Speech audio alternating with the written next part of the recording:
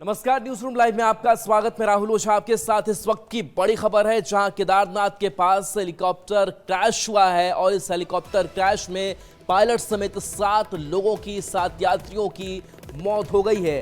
तो बड़ी खबर है, जहां केदारनाथ धाम से गुप्तकाशी जाते वक्त गौरीकुंड के पास हेलीकॉप्टर हादसे का शिकार हो गया। इस हादसे में हेलीकॉप्टर में सवार 7 लोगों की मौत हो गई है। हादसे के बाद रेस्क्यू टीम मौके के लिए रवाना कर दी गई है। हेलीकॉप्टर में उत्तराखंड, उत्तर प्रदेश, महाराष्ट्र और गुजरात के यात्री सवार थे, श्रद्धालु सवार थे। ये तस्वीर आप तक पहुंचा रहे हैं, जहां पर देखिए किस तरीके से हेलीकॉप्टर का जो मलबा है वो यहां बिखरा हुआ दिखाई दे रहा है, जलता हुआ, और धुएं का जो गुबार है वो यहां से उठता हुआ दिख रहा है। केदारनाथ यात्रा में एक बार फिर से दर्दनाक हादसा हुआ है। केदारनाथ से गुप्तकाशी लौट रहा एक हेली क्रैश हुआ है गौरीकुंड के आसपास। हमारे साथ यूकाड़ा की सीईओ सोनिका जी मौजूद हैं। मैम, किस तरह से ये हादसा सामने आया, क्या कुछ प्रथम दृष्टया सामने आ रहे हैं? करीबन मॉर्निंग में 5:30 के बजे टाइम पे जैसे शटल ऑपरेशंस हमारे चल ही रहे थे, तो उसी में एक चॉपर आर्यन एविएशन का केदारनाथ जी से गुप्तकाशी की तरफ जा रहा था और बीच में कहीं वो ट्रेस नहीं हो पाया। और बाद में जो अभी सूचना मिल रही है वो गौरीकुंड के आसपास की कोई जगह है जहाँ पे अभी ट्रेस हुआ है। सर्च एंड रेस्क्यू टीम वहीं पे हैं और आगे की सूचना कि कितने पैसेंजर्स जो मैनिफेस्ट के हिसाब से हैं 6+1 है, पायलट इंक्लूडेड 7 लोग हैं। और आगे की जो सूचना है कि रेस्क्यू ऑपरेशंस चल रहे हैं और आगे जितनी भी कंफर्मेशंस आते हैं will let you know. Ma'am, एक के बाद एक दुर्घटनाएं देखने को मिल रही हैं। प्रथम दृष्टया अभी क्या फौरी तौर पर क्या कदम आप लोग उठा रहे हैं? अभी तो क्योंकि सर्च एंड रेस्क्यू ऑपरेशंस चल रहे हैं तो शटल्स नहीं चल रही हैं और अभी सेफ्टी जो मेजर्स थे, ऑलरेडी बहुत सारे सेफ्टी मेजर्स लिए गए थे और अभी जैसे जैसे सूचना आती जाएगी उसी के हिसाब से आगे कार्रवाई की जाएगी। तो क्या अभी फौरी तौर पर मैम जो हेली सेवाएं का संचालन है वहाँ पर रोक दिया गया है क्या? अभी तो क्योंकि सर्च एंड रेस्क्यू ऑपरेशंस चल रहे हैं तो अभी वहाँ शटल्स नहीं चल रहे हैं। Thank you ma'am. तो आप थी यूकाड़ा की सीईओ। केदारनाथ घाटी में जिस तरह से एक के बाद एक दुर्घटनाएं सामने आ रही हैं, उससे कहीं ना कहीं पूरा जो सिस्टम है, जो हेली सेवाओं का जो संचालन है, वो सवालों के घेरे में है। ये समय से पहले उड़ान भर रही हैं। आज का भी अगर समय देखेंगे तो 5:17 की ये घटना बताई जा रही है। तो कुल मिलाकर के जो बातें सामने आ रही हैं वो हेली कंपनियां मनमानी कर रही हैं, नियंत्रण इनमें नहीं है, इनके लिए कोई गाइडलाइन नहीं है। इसलिए हमारी सरकार से मांग है कि जितने भी हेलीकॉप्टर्स हैं इनके खिलाफ एक तो उच्च स्तरीय जांच की जाए और सारी तकनीकी पहलुओं का अध्ययन किया जाए और उसके बाद ही इनको हेली ऑपरेशन की अनुमति दी जाए। और देखिए, इन हादसों के मद्देनजर बड़ी कार्रवाई की गई है। अब 4 धाम यात्रा को लेकर के जो हेलीकॉप्टर परिचालन है उस पर अब रोक लगा दी गई है, यानी कि श्रद्धालु अब हेलीकॉप्टर से 4 धाम यात्रा नहीं कर सकेंगे। बता दें कि यूकाड़ा और डीजीसीए ने रोक लगा दी है हेलीकॉप्टर सेवा पर। इस हादसे के बाद से रोक लगा दी गई है कि 4 धाम यात्रा हेलीकॉप्टर के जरिए नहीं होगा। हेलीकॉप्टर क्रैश होने के बाद से यह बड़ा फैसला लिया गया है।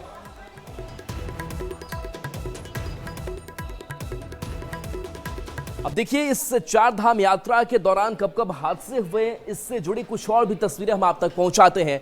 2 तस्वीरें आपको दिखाएंगे और ये तस्वीर बता रही है कि किस तरीके से जो हेलीकॉप्टर जब 4 धाम यात्रा के लिए श्रद्धालुओं को इन तीर्थस्थलों पर घुमाने के लिए ले जाता है तो किस तरीके से हादसे होते हैं। 2 तस्वीरें 15 जून, ये ताज़ी तस्वीर है जो नई घटना सामने आई है, जिसमें 7 लोगों की, 7 यात्रियों की मौत हो गई है, पायलट समेत। और दूसरी जो तस्वीर है वो 7 जून 2025 की है, जब हेलीकॉप्टर जो है उसकी इमरजेंसी लैंडिंग सड़क पर कराई गई थी। तो 2 तस्वीरें हैं जहां पायलट ने हेलीकॉप्टर को सड़क पर उतारा था। तो ये तस्वीरें बता रही किस तरीके से जो हादसे हैं वो लगातार हो रहे हैं। और इसी हादसे को देखते हुए जब 4 धाम यात्रा पर हेलीकॉप्टर का परिचालन है उस पर भी अब रोक लगा दी गई है। और देखिए, बात करते हैं प्रधानमंत्री नरेंद्र मोदी के विदेश दौरे को लेकर। तो एक साथ कई देशों का दौरा प्रधानमंत्री नरेंद्र मोदी का शेड्यूल्ड है और ऐसे में ये यात्रा काफी बेहद ही अहम माना जा रहा है। बता दें कि प्रधानमंत्री नरेंद्र मोदी कनाडा, क्रोएशिया और साइप्रस की यात्रा के लिए रवाना हो गए हैं। वो कनाडा में G7 शिखर सम्मेलन में भाग लेंगे। वहां कनाडा के पीएम मार्क कार्नी, अमेरिकी राष्ट्रपति डोनाल्ड ट्रंप, फ्रांस के राष्ट्रपति इमानुएल मैक्रो और ब्रिटेन के पीएम कीयर स्टारमर के साथ उनकी द्विपक्षीय मुलाकात होगी। अपने दौरे के दौरान पीएम मोदी क्रोएशिया का भी दौरा करेंगे।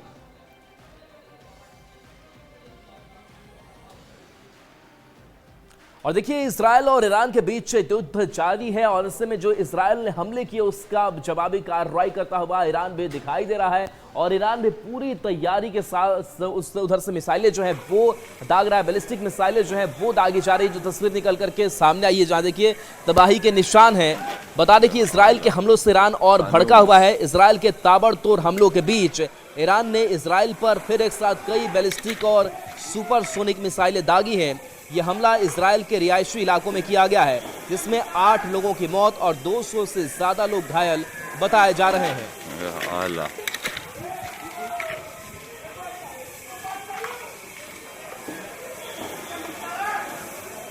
और देखिए इसराइल ने भी मिसाइल हमले में काफ़ी तबाही मचाई है ईरान में और ईरान के चाहे वो तेल डिपो हो या फिर जहां पर परमाणु संयंत्र चल रहा था वहां भी ये हमले किए गए हैं। बता दें कि इसराइल के हमले में ईरान में चारों तरफ कोहराम मचा हुआ है। इसराइल ने तेहरान में तेल डिपो को उड़ा दिया है। तेल डिपो में धमाके के बाद से गुब्बार छाया हुआ आपको भी दिखाई दे रहा होगा। ईरान का अब तक के सबसे बड़े नुकसान का ये दावा किया जा रहा है, जहां देखिए किस तरीके से तेल डिपो जो है वो धमाके के बाद धू धू कर जलता हुआ दिखाई दे रहा है। तो एक तस्वीर देखिए और ईरान को अब तक के सबसे बड़े नुकसान का ये दावा किया जा रहा है। ये तेल डिपो है और इस पर धमाका किया गया है। तो लगातार इसराइल की तरफ से ईरान के कई हिस्सों को नुकसान अब तक पहुंचाया जा चुका है और ऐसे में जो तेल डिपो है ये सबसे बड़ा नुकसान बताया जा रहा है, जहां पर इसराइल ने ईरान पर हमला बोला है। हालांकि दोनों तरफ से जो कार्रवाई है वो चल रही है, लगातार दोनों देशों की तरफ से मिसाइलें जो हैं वो दागी जा रही है और ऐसे में खास करके जो सिविलियंस हैं उनको भी नुकसान पहुंच रहा है।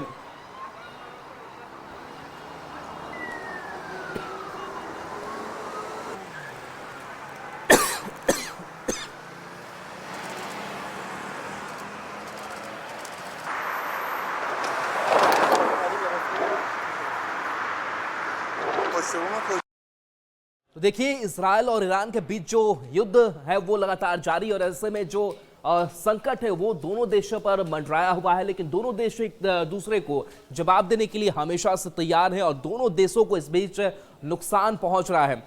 बाकी अगर देशों की बात करें तो कोई मध्यस्थता की बात नहीं हो रही, लेकिन इस बीच एक एनिमेशन जो है वो जारी किया गया है, जिस एनिमेशन की तस्वीर हम आप तक पहुंचा रहे हैं। और बता दें कि ईरान के पलटवार के बाद इसराइल भी रेड अलर्ट जारी कर दिया गया है और तस्वीर आपको दिखा रहे हैं। इस वीडियो के जरिए इसराइल एक बार फिर से अपनी ताकत का एहसास कराया है। इस वीडियो के जरिए इसराइल ने यह बताने की कोशिश की है कि उसने खुफिया एजेंसियों की जानकारी के आधार पर अलग अलग मिसाइलों का इस्तेमाल किया, ईरान पर हमला किया था। इस हमले में इसराइल की वायुसेना ने भी बड़ी भूमिका निभाई थी। इसराइल की वायुसेना के लड़ाकू विमानों ने सतह से सतह पर मार करने वाले कुछ मिसाइलों ने ईरान के अंडरग्राउंड ठिकानों पर हमला किया था और उसका एक एनिमेटेड वीडियो जो है वो जारी किया गया है।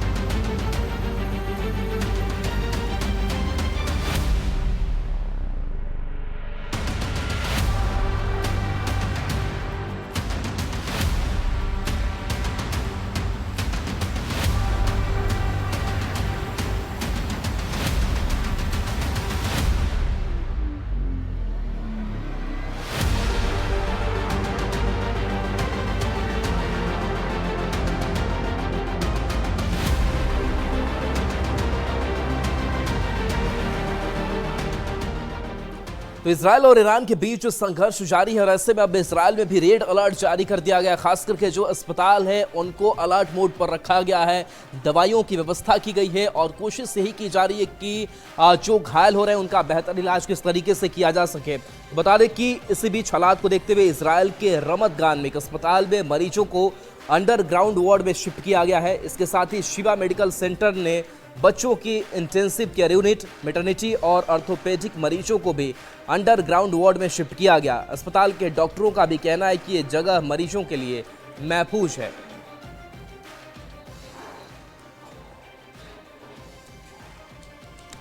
आइए बिहार झारखंड की खबरों पर वापस लौटते हैं और खबर सामने आ रही है बेतिया से, जहां पुलिस की टीम को निशाना बनाया गया है। और ये एक जगह से नहीं, बिहार के कई जिलों से तस्वीरें, ये खबरें सामने आई जहां पर पुलिस टीम को निशाना बनाया गया है। एक बार फिर से नवलपुर थाना पुलिस टीम पर हमला हुआ, जिसमें थानाध्यक्ष सहित 8 पुलिसकर्मी घायल हुए हैं। पुलिस पिपरपाथी गांव में प्रभु चौधरी समेत अन्य आरोपियों को गिरफ्तार करने पहुंची थी, जहां परिजनों से पुलिस में झड़प हो गई और देखते ही देखते परिजनों और ग्रामीणों ने पुलिस टीम पर हमला कर दिया। बता दें कि पुलिस टीम पर हमला करने वालों की गिरफ्तारी के लिए छापेमारी जारी है। वहीं 3 लोगों को हिरासत में लिया गया है।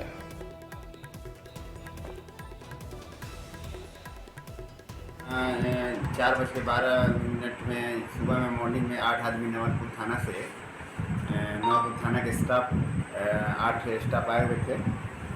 इनका हमने इलाज किया और ट्रीटमेंट कर करके उनको भेज दिया।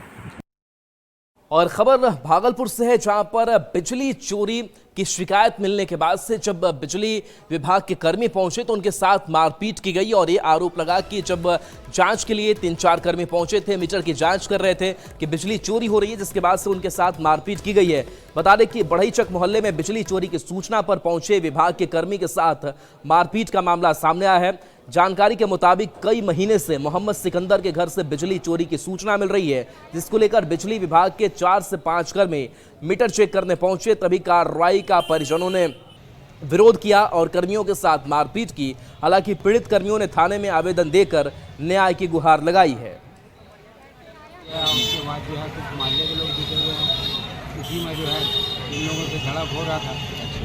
इसमें हम पहुँचे तो बचाव करने लगे, इन लोगों का भी बचाव करने लगे, उन लोगों को भी रोकथाम करने लगे। लेकिन जो है कोई कुछ नहीं माना बात, लोग भी लड़ने को तैयार, मोहल्ले का लोग जो है झड़प कर लिया। क्या लगता है बिजली विभाग के कर्मी लोग दबंगई कर रहे थे क्या? दबंगई कर रहे थे। बिजली चोरी करके वो पकड़े गए थे, हम लोग मीटर भी रिमूव कर लिए थे, बाहर निकल गए थे, लेकिन जाने वक्त पहले कि वो मीटर छीनने के लिए और फिर से कनेक्शन लगाने के लिए जबरदस्ती करने लगे और मारपीट करने लगे। खबर छपरा से है, जहां पर पुलिस की कार्यशैली पर एक बार फिर से सवाल खड़े हो रहे हैं। बताया जा रहा है कि एक महिला पुलिसकर्मी जिस मकान में वो रहती थी और मकान मालिक ने घर खाली करने को कहा, जिसके बाद से इस महिला पुलिसकर्मी ने थाने में शिकायत की और उसके बाद से थाने की पुलिस टीम पहुंच जाती है। खबर यह है कि महिला पुलिसकर्मी के मकान मालिक ने जब उसे किसी कारण से मकान खाली करने को बोला, उसने इसका विरोध किया और पुलिस को बुलाकर पूरे परिवार की पिटाई करवा दी। पुलिस ने जबरन रात में घुसकर न सिर्फ महिलाओं के साथ बुरा व्यवहार किया, बल्कि लोगों की पिटाई भी की और कुछ लोगों को बिना वारंट गिरफ्तार कर थाने ले गई। घर वालों ने इसका वीडियो बनाकर सोशल मीडिया पर वायरल कर दिया, जो अब तेजी से वायरल हो रहा है। लोगों का कहना है कि पुलिस कुख्यात अपराधियों को गिरफ्तार नहीं कर पा रही, लेकिन बेवजह लोगों को परेशान करने में पीछे भी नहीं हट रही।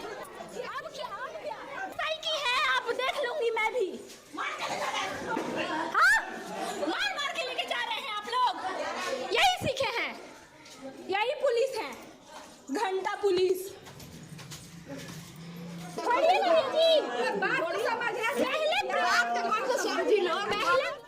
और मुजफ्फरपुर से बड़ी खबर है, जहां पर उत्पाद विभाग की बड़ी कार्रवाई हुई है। शराब तस्कर एक गिरफ्तार किया गया है और इस शराब तस्कर की पुलिस को तलाश काफी समय थी, जो अब शिकंजे में आया है। खबर सामने आ रही कि शराब तस्कर सुनील राय गिरफ्तार किया गया है। लंबे समय से सुनील राय फरार चल रहा था। चकिरामपुर गांव से गिरफ्तारी हुई।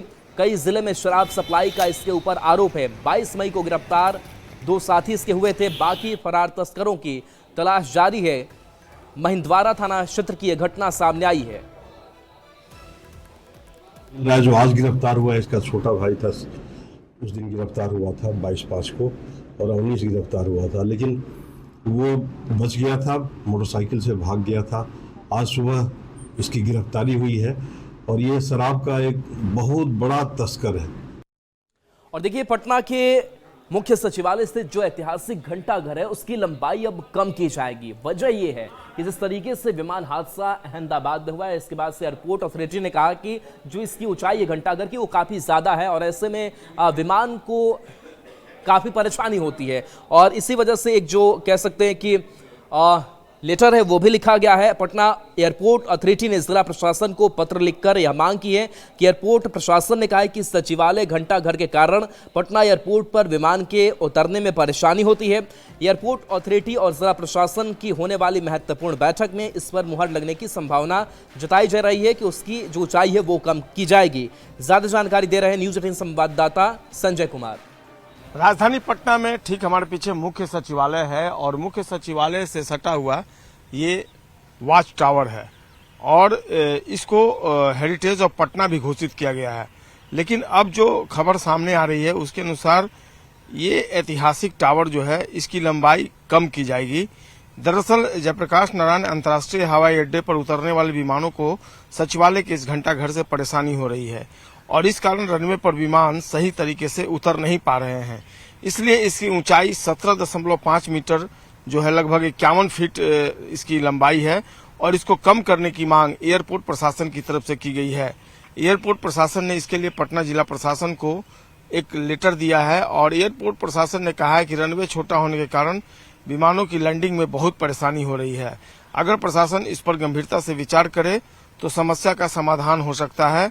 दरअसल अहमदाबाद में जिस तरीके से प्लेन क्रैश का मामला सामने आया है उसके बाद एक बार फिर से पटना एयरपोर्ट के रनवे विस्तार का मामला लगातार उठ रहा है। विमानों के जो लैंड करने में परेशानी होती है उससे सहूलियत मिलेगी। कई बार रिस्क भी लोग मानते कि इसके कारण जो मानक होना चाहिए वो नहीं है और इसलिए न केवल परेशानी है बल्कि उससे खतरे की संभावना बनी रहती है। तो ये ऐतिहासिक टावर जो है इसकी लंबाई अगर कम होगी तो शायद इससे लोगों को सहूलियत मिलेगी प्लेन को सही तरीके से लैंड करने में। देखना होगा अब जिला प्रशासन और एयरपोर्ट अथॉरिटी की जब बैठक होती है तो उसमें अंतिम मुहर किस जगह पर और किस बात पर लगती है, कितनी लंबाई कम करनी है, किस तरीके से इसको कम करके जो प्लेन लैंड करने की जो प्रक्रिया है उसको आसान बनाया जा सकता है। कैमरा पर्सन दीपक कुमार के साथ संजय कुमार, न्यूज 18 पटना। और देखिए अहमदाबाद विमान हादसे के बाद से पटना रनवे की जो लंबाई है उसको बढ़ाने की अब पहल शुरू की गई है क्योंकि पटना एयरपोर्ट का जो रनवे है वो छोटा है। इस बात की चर्चा काफ़ी वक्त पहले से भी हुई है लेकिन अब ये बड़ी पहल मानी जा रही है। बता दें कि लिए गए फैसले के अनुसार पटना एयरपोर्ट के रनवे को अंतर्राष्ट्रीय रिपोर्ट के मानक के अनुरूप करना है। अभी रनवे 6800 फीट लंबा है जिसे बढ़ाकर 12,000 फीट किया जाएगा। इसके लिए जमीन अधिग्रहण की प्रक्रिया शुरू कर दी गई है। पटना जू के अलावा आसपास के इलाकों से जमीन अधिग्रहित कर रनवे विस्तार की योजना है। पटना एयरपोर्ट रनवे बढ़ाने को लेकर की गई पहल के बारे में और अधिक जानकारी दे रहे हैं न्यूज 18 संवाददाता संजय कुमार। अहमदाबाद विमान हादसे के बाद अब पटना एयरपोर्ट रनवे को बढ़ाने पर गंभीरता से विचार किया जा रहा है और पटना डिस्ट्रिक्ट एडमिनिस्ट्रेशन ने इसके लिए पहल भी शुरू कर दी है। दरअसल पटना जू में 15 एकड़ जमीन है उसको रनवे जो है बढ़ाने के लिए पटना एयरपोर्ट में उसको शामिल करने की योजना चल रही है। इसके अलावा फुलवारी शरीफ इलाके में जो 14 एकड़ जमीन है उसको भी अधिग्रहित किया जाएगा और पटना एयरपोर्ट के रनवे को अंतर्राष्ट्रीय एयरपोर्ट के तय मानक के अनुरूप करना है। इस बात पर एयरपोर्ट अथॉरिटी और डिस्ट्रिक्ट एडमिनिस्ट्रेशन गंभीरता से विचार कर रहा है। अभी रनवे जो है 6800 फीट लंबा बताया जा रहा है लेकिन इसको बढ़ाकर 12,000 फीट लंबा किया जाएगा। इसके बाद यहाँ पर जो इंटरनेशनल फ्लाइट हैं, बड़े बड़े विमान हैं, उनकी भी यहाँ से आवाजाही होने में आसानी होगी और बड़े विमान भी आसानी से यहाँ लैंड कर सकेंगे। किसी भी मौसम में विमानों का ऑपरेशन जो है वो संभव हो सकेगा। पटना जिला प्रशासन के अधिकारियों की माने तो सभी प्रस्तावों की समीक्षा जो है वो की गई है और एयरपोर्ट के नजदीक ही यहाँ जहाँ की तस्वीर हम आपको दिखा रहे हैं यहाँ पर स्थल जो है स्पॉट चिन्हित कर लिया गया है। अंतिम फैसला जो है वो बिहार सरकार को करना है। पटना एयरपोर्ट के पूरब तरफ लंबाई बढ़ाने के लिए पटेल गोलंबर वाली सड़क को अंडरग्राउंड किया जाना है। वहीं पश्चिम की तरफ लंबाई बढ़ाने के लिए फुलवारी शरीफ गुमटी से जगदेव पथ जो जाने वाली सड़क है उसको भी अंडरग्राउंड किया जाना है। इन अंडरग्राउंड सड़कों के ऊपर रनवे बनेगा। पटना जू की 15 और फुलवारी शरीफ की 14 एकड़ जमीन का अधिग्रहण जो है वो कर लिया जाएगा। यहीं पर कब्रिस्तान है जिसकी 15 डिसमिल जमीन भी ली जाएगी। यह जमीन एयरपोर्ट की बाउंड्री से सटी है और पूरब की ओर है। कब्रिस्तान के उत्तर पश्चिम भाग का अधिग्रहण किया जाएगा। यहाँ से सड़क और पटना जू जमीन को मिलाकर रनवे का हिस्सा बनाया जाएगा। अधिकारियों की माने तो पटना एयरपोर्ट के विस्तार के लिए पटेल गोलंबर से सटे हुए जो पटना जू की 15 एकड़ जमीन है वो भी इसके अनुसार लिया जाएगा। और निश्चित तौर पर अगर यह पहल शुरू कर दी जाती है तो इसका फायदा होगा। चूंकि अभी कई बार खुद जो एक्सपर्ट है वो मानते हैं कि पटना रनवे की जो लंबाई है वो काफ़ी कम है। तो कई बार जब एयरपोर्ट से जब फ्लाइट जो है वो लैंड करता है तो कई बार जो है असहज परिस्थिति है वो उत्पन्न हो जाती है। तो जाहिर सी बात है जब रनवे बड़ा हो जाएगा तो सुगमता पूर्वक जो विमानों की आवाजाही है वो हो सकेगी और ये फैसला अब जल्द ही लिया जाएगा। कल एक महत्वपूर्ण बैठक भी होनी है एडमिनिस्ट्रेशन और एयरपोर्ट अथॉरिटी जो पटना की है उसकी, और इस बैठक में जो जमीन अधिग्रहण का मामला है वो भी उठेगा और जल्द ही सरकार को यह प्रस्ताव भेज दिया जाएगा और बिहार सरकार की मुहर लगते ही पटना एयरपोर्ट का रनवे जो है वो विस्तारित हो जाएगा। कैमरा पर्सन दीपक कुमार के साथ संजय कुमार, न्यूज 18 पटना। और देखिए किशनगंज शहर को और स्वच्छ जाम मुक्त बनाने को लेकर के कवायद शुरू हो गई है। कई जगहों पर अतिक्रमण है, जिस अतिक्रमण को हटाने की कवायद लगातार प्रशासन की तरफ से किया जा रहा है और अतिक्रमण को हटाया भी गया है। बता दें कि लाइन खनका चौक के पास अतिक्रमण मुक्त अभियान चलाया गया, जिसमें एसडीएम, एसडीपीओ सहित नगर परिषद की टीम और पुलिस बल मौजूद रहे। वहीं शहरवासियों से भी अपील की गई कि वे इस अभियान में सहयोग करें और सार्वजनिक स्थानों पर अतिक्रमण करने से बचें।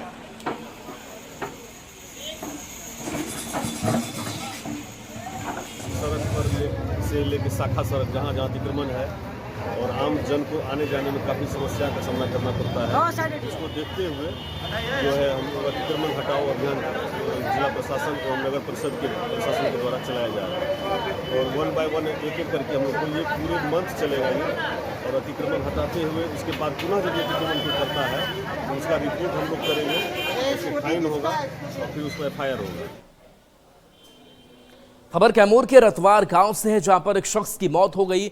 लोग ये आशंका जता रहे हैं कि लू की चपेट में आने से उस शख्स की मौत हो गई है। तो देखिए भीषण गर्मी है और इस भीषण गर्मी में लगातार लू की चपेट में आ भी रहे हैं और ऐसे में लोगों को सतर्क रहने की जरूरत है। जो खबर सामने आ रही है कि व्यक्ति अपने घर से मोहनिया बाजार जा रहा था, तभी रतवार मेन सड़क पर पुल पर व्यक्ति को प्यास लगी। आसपास के लोगों ने राजन खरवार को पानी देने की कोशिश की, लेकिन इसी दौरान उसकी मौत हो गई। रतवार से मोहनिया बाजार के लिए दोपहर में ही निकले और जब ही सड़क पे आए इतना प्रचंड गर्मी और इतना लू चल रहा है कि ये लू के चपेट में आ गए और मौके पर ही गिर के तड़फड़ाने लगे। आदमी दौड़ते दौड़ते इनका प्राण छूट गया। और देखिए सासाराम में गर्मी अपने चरम पर है और ऐसे में लोग मानसून का इंतजार कर रहे हैं कि बारिश थोड़ी पड़ती, थोड़ी ठंडक मिलती, पारा थोड़ा सा लुढ़कता, लेकिन इन सब के बीच लोग काफ़ी बेबस नजर आ रहे हैं। खास करके जो दोपहर है वो काफ़ी लोगों को परेशान कर रही है, क्योंकि कई बार लोगों को घर से बाहर भी निकलना होता है। जूस और गन्ने का जो सहारा है वो लोग लेते हुए दिखाई दे रहे हैं। सासाराम में गर्मी का मिजाज बदल गया है और जिस तरह से तेज धूप हो रही है और जनजीवन प्रभावित है, तापमान जैसे जैसे बढ़ रहा है वैसे वैसे लोगों को परेशानी बढ़ रही है। ऐसे में जो कामकाजी लोग हैं उनको घर से निकलना मुश्किल हो गया है। हमारे पीछे आप देख सकते हैं इस तरह का जो है लोग जो है रास्ते पर काफ़ी कम दिख रहे हैं, क्योंकि तापमान बढ़ा है और तापमान बढ़ने से जो जनजीवन है वो प्रभावित हुआ है। कारण यह है कि जो भी लोग घर से निकल रहे हैं वैसे लोग घर से निकल रहे हैं जिन्हें काफ़ी जरूरी हो और बेहद जरूरी काम होने पर ही लोग घर से निकलते हैं, क्योंकि तापमान अधिक है। आइए आप कुछ लोगों से बात करने की कोशिश करते हैं। तापमान जो बढ़ा है इतना, उससे कितना दिक्कत हो रहा है? बहुत दिक्कत हो रहा है,